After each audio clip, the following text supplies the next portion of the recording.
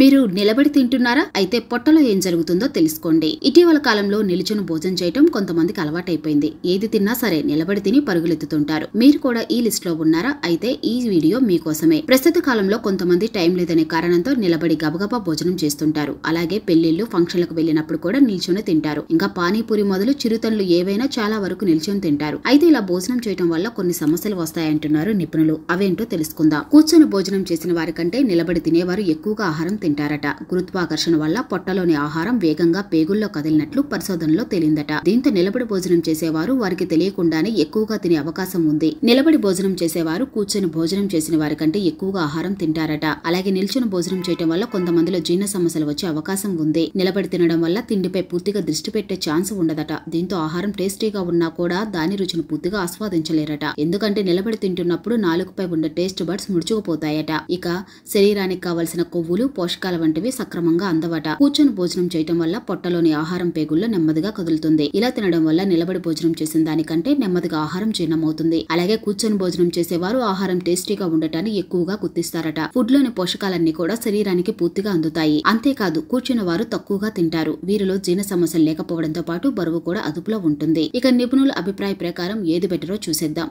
ఎప్పుడూ కూర్చొని భోజనం చేయటం మంచిది. అందుకే ఆ కూర్చోవటం కూడా డైనింగ్ టేబుల్స్, కుర్చీల మీద కాకుండా నేలపైన కూర్చొని తింటే మంచిది. ఇలా తినడం ఆరోగ్యానికి మంచిది.